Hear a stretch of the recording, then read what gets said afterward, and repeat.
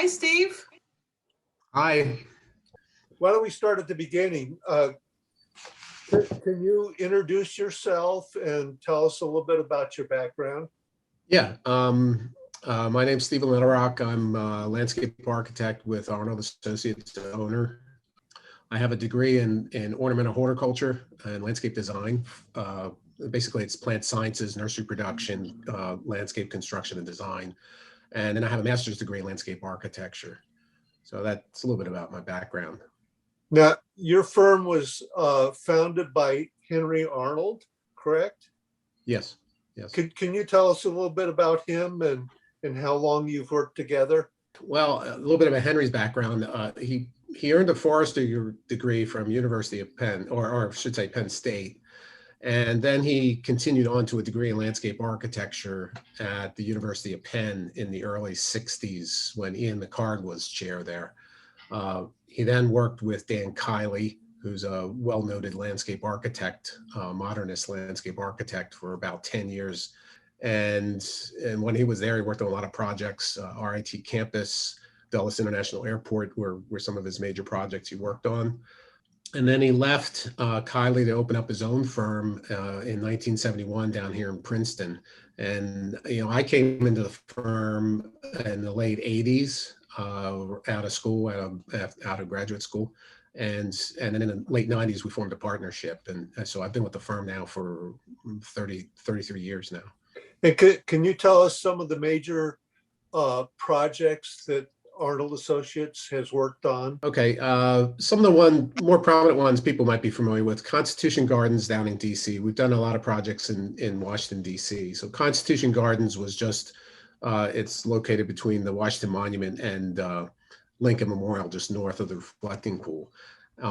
The Korean War Vets, the National Korean War Vets Memorial with Maya Lin, we were the landscape architects of record for that. Since Maya was a student, we were hired as the landscape architects for that. The Korean War Vets Memorial down in Washington, D.C., worked with Cooper Lecky on that as architects. We were landscape architects. Something more locally would be Metrotech Commons in Brooklyn, and probably a more prominent project, like scale-wise, is Marina Square in Singapore, which is 25 acres of roof deck landscape design of mixed use. So you were hired to do the landscape plan for Hoboken South Waterfront around 1995. Yeah. Can you tell us what your role was and what the basic concept for this project was?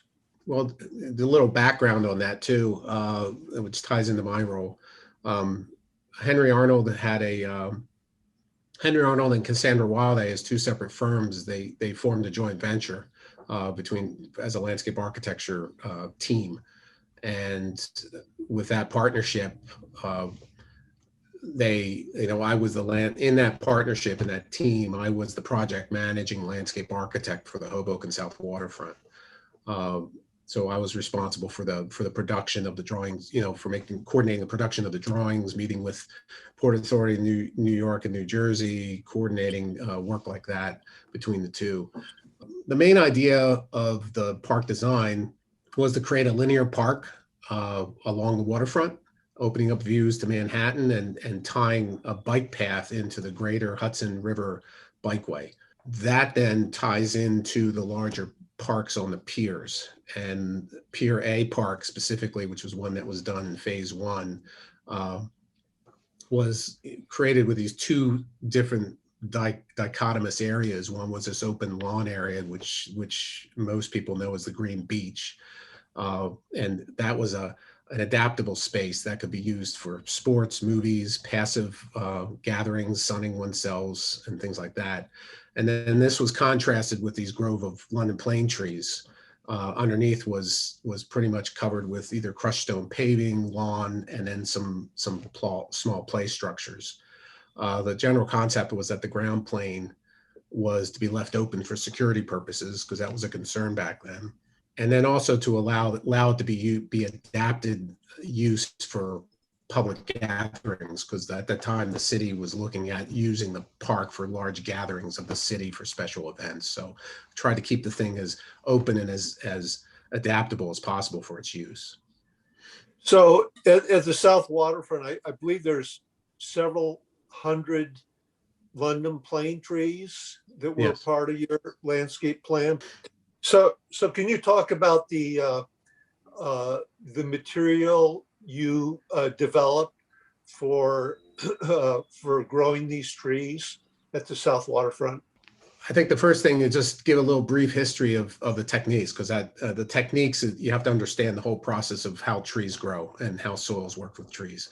At the time of that project, the average urban tree life was about 10, 15 years, if that. I mean, a lot of people were saying 7 to 10 years. And in comparison, an average tree should live 75 to 150 years. So, that's something that these details try to address. And the short lifespan is mostly attributed to various site factors, plant selection, poor planting soil conditions, compacted soils, especially in urban soil conditions, lack of soil volume, to name just a couple things. And at the time when the trees were planted with any pavement, you needed to maintain an engineering soil compaction requirement. So if you put pavement down with trees, the subsoil condition had to meet a certain minimum compaction standard. That's usually measured in Proctor. So usually when you put pavement down, you had to have the soil underneath that pavement measuring around 90-95% Proctor. As a comparison, typical forest soil usually has about 85% Proctor. And what does that mean? The roots, unlike the leaves, need oxygen to breathe, not carbon dioxide. And so when the soil is compacted to 90-95% Proctor, you remove most of the what's called macropore space in the soil. And when that's compacted out, it also reduces the way for water to permeate down through the soil, and rainwater or water moving through the soil actually draws oxygen down into the soil. So when you're doing these 90-95% compactions to meet engineering needs for pavement, you're creating subsoil conditions that trees cannot grow in. And so that's where you end up with these problems where tree roots get up underneath the gravel under the pavement, and then you start getting the pavement heaving, because the only place the trees can get oxygen and water is underneath the pavement. And as those roots start girthing up, the pavement starts heaving. And then people say, oh, the trees are a problem.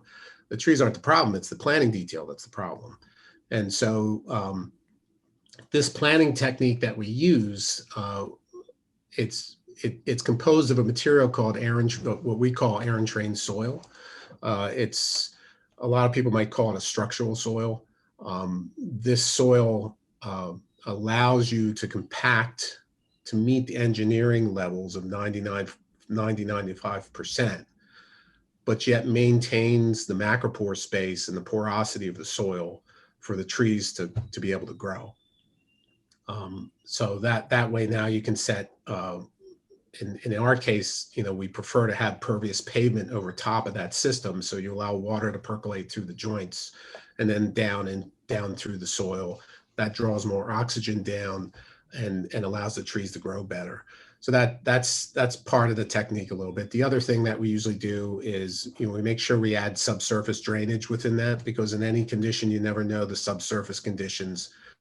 Even though most of the trees we tend to plant tend to be water tolerant, they can't live in a bowl of water. So if you have compacted subsoil conditions, you can create a bowl underneath that the water just sits. So we have to have sub drainage there, and tied into the sub drainage, we usually have vertical aeration pipes, which allow to draw more oxygen down into the soil. The other part of the technique for the tree planting is maintaining continuous trenches. So we have shared soil volume with all the trees are able to share that soil volume amongst themselves. Now, do I understand correctly that on Puree Park and along the promenade, you have the Entrained Soil throughout? Is that correct? Yes.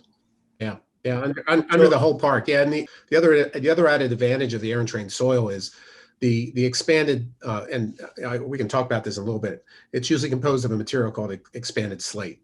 And expanded slate is a lightweight aggregate, which is used in lightweight concrete. We use that extensively in a lot of our roof deck work as well. So there were structural loads on the pier, which were concerns. So if you start putting soil there that's 4 feet deep, it starts getting too heavy. Well, this material also allows you to make a thicker soil profile, but much lighter loads on the decking.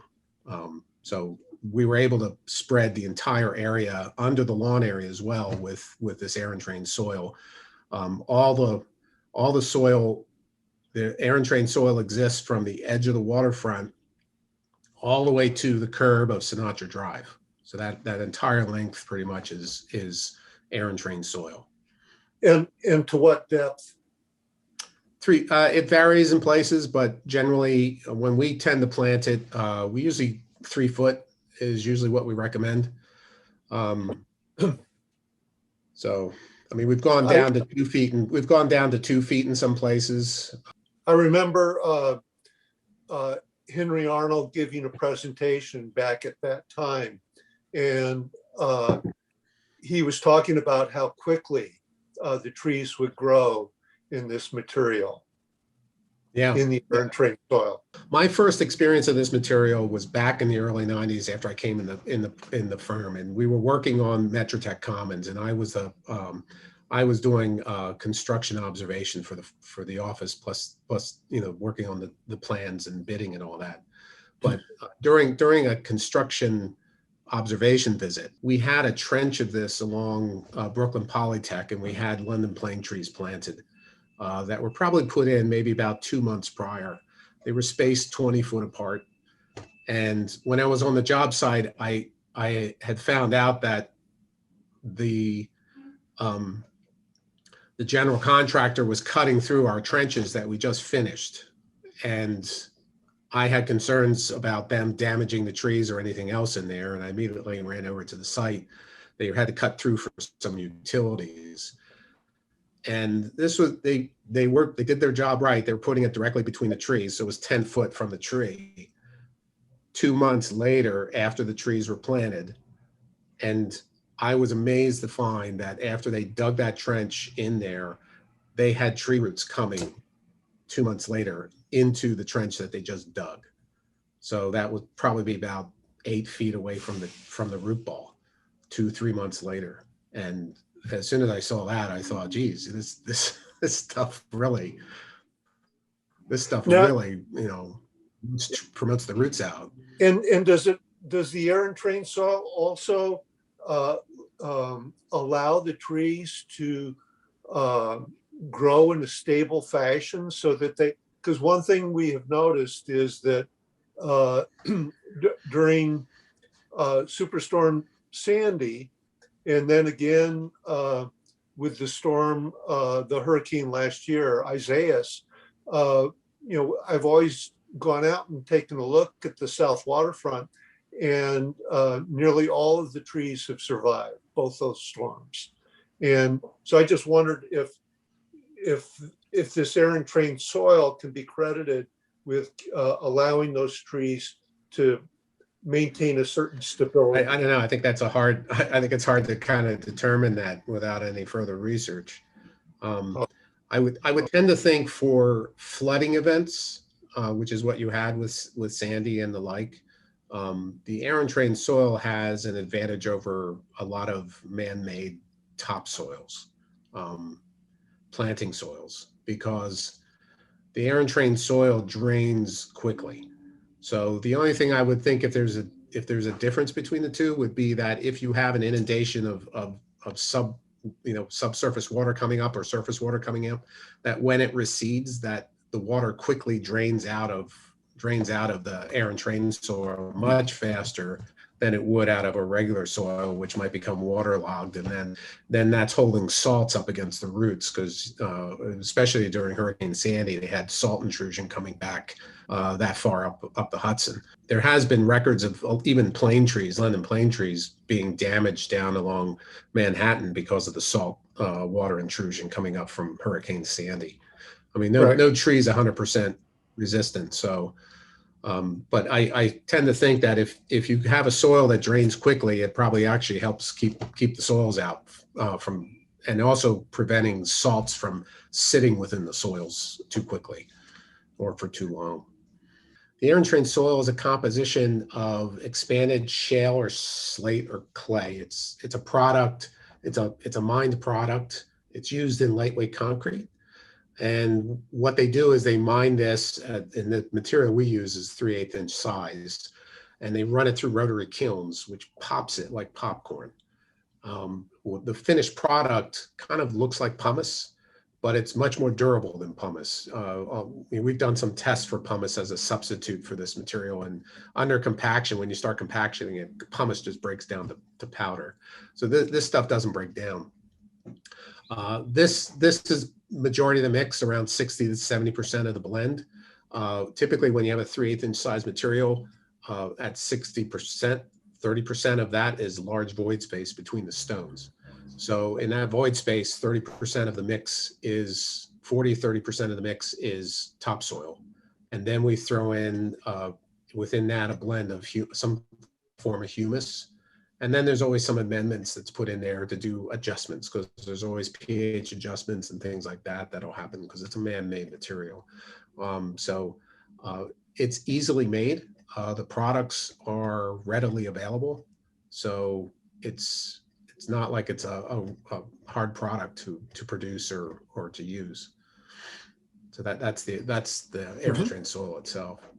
Now, aren't there requirements for feeding the trees with certain nutrients as well when they're in air-entrained soil? Well, yeah, any type of soil, I think there needs to be some kind of a maintenance guidelines and having proper surveillance of the material. And I mean, no soil is perfect, and it does help to add additional nutrients to help trees continue to grow more successfully. Especially in our urban environments, because the biggest problem in the urban environments is if you have it paved over, for example, with hard pavement, there's no way, there's limited access for nutrients to get down into the soil. Not like a forest soil where you're constantly having that humus layer along the surface that's decomposing and breaking down and getting absorbed up. In any urban park, the maintenance people are going to come along and sweep off all the leaves. So once all that's gone, you lose all nutrients. So you have to have some kind of supplement. So yes, yeah. And even Hoboken, typically on a lot of our projects with air-entrained soil, it tends to be a little dry, but the expanded slate does hold water. So typically what we recommend, at least during the initial phases of projects, is to have a temporary drip irrigation system put in, and then wean the plants off of water after 5+ years. Just kind of rank it, pull it back, and wean them off of depending on regular water sources. Once they shade the pavement and all that, everything seems to be fine after from that point on. I was reading an article by Henry Arnold, and he talked about urban trees as infrastructure. Yes. And I'm just wondering if you can explain what he meant by that. What Henry was looking at for infrastructure is, the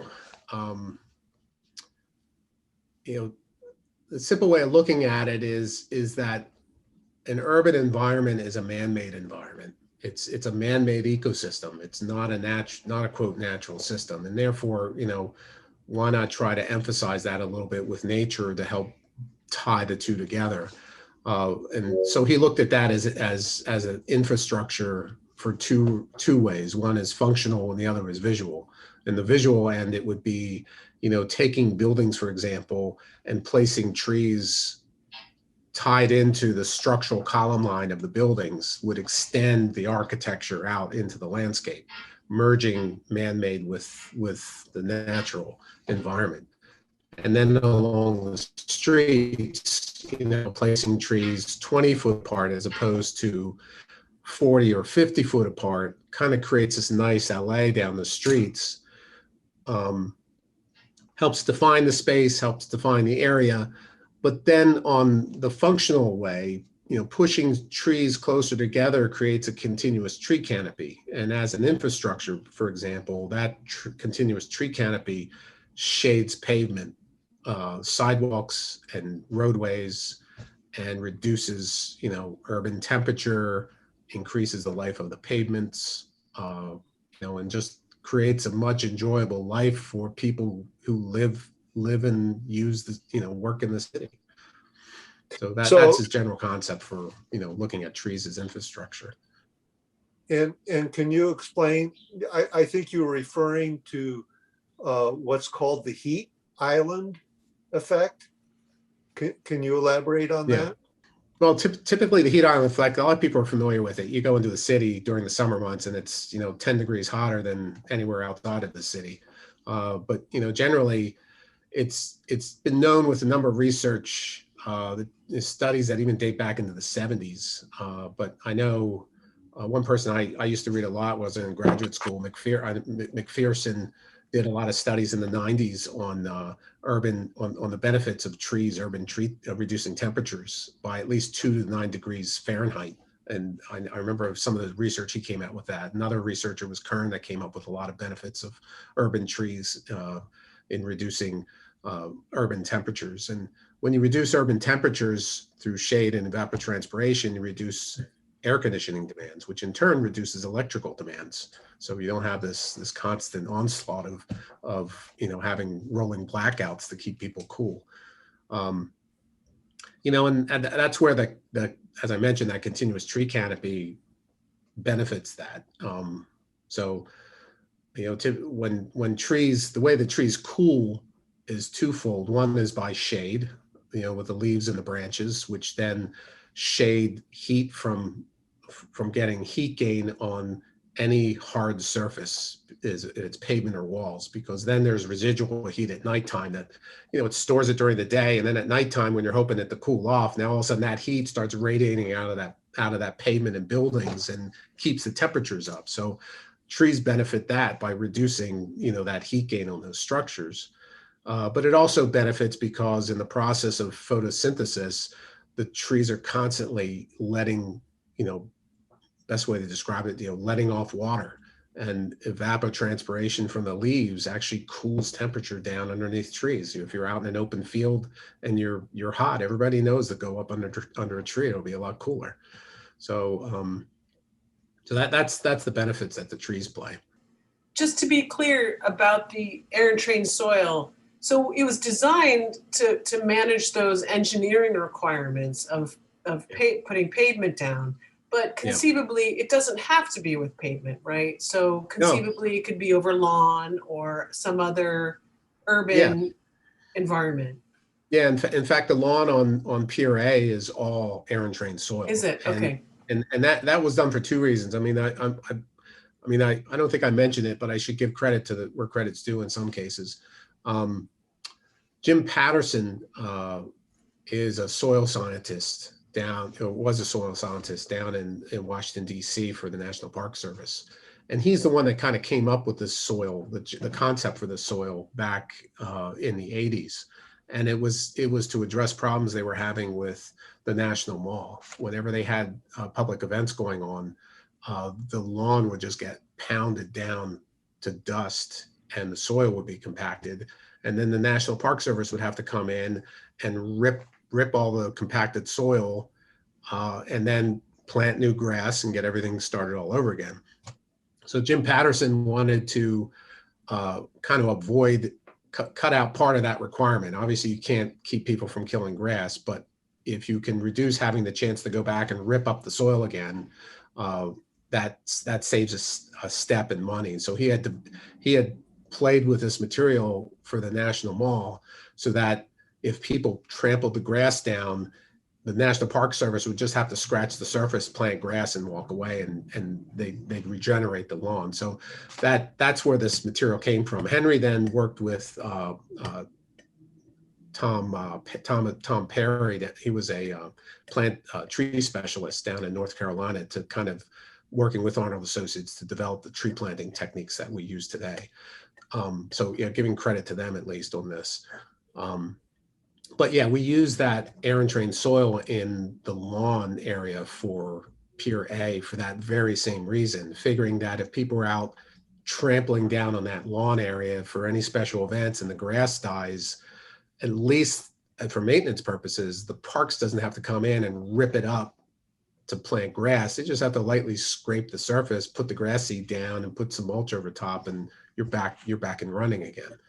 So well, it's held up remarkably well.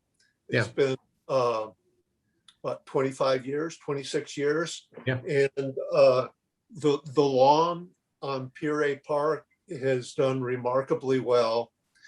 You compare that to Church Square Park, the poor grass in Church Square Park, they end up having to replant it every year or two. And they've had some huge concerts on Pier A Park with big crowds of people, and it's held up remarkably well. Yeah. It's easy. I mean, Jim Patterson had a great concept there. They couldn't scale it up to the National Mall for every single area, but I do know that he played with it for a while. And then Henry kind of grabbed it and ran with it back in the early 80s. Uh-huh.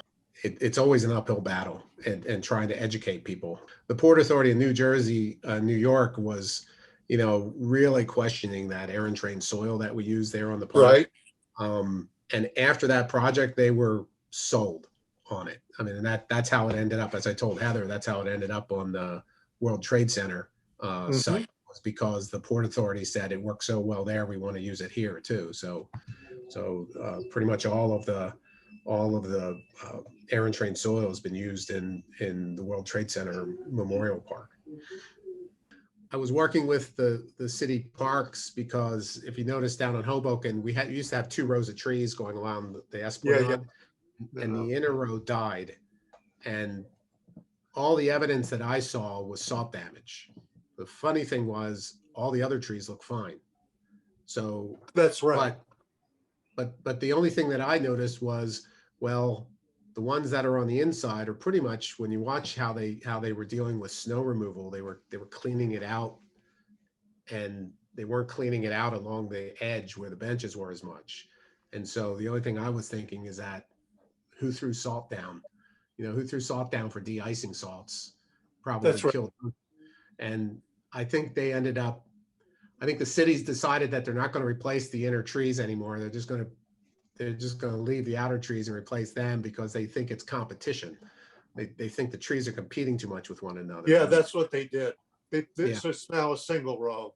It's too bad, but anyway, that's what they did. I was working against that, and they were adamant that they didn't want to plant another row of trees there, that it was too dry and that the trees died because of lack of moisture. And it's like, well, if it was lack of moisture, it'd be more sporadic. It wouldn't just be one row down the middle. Right. If something happened uniquely to those trees. Yeah.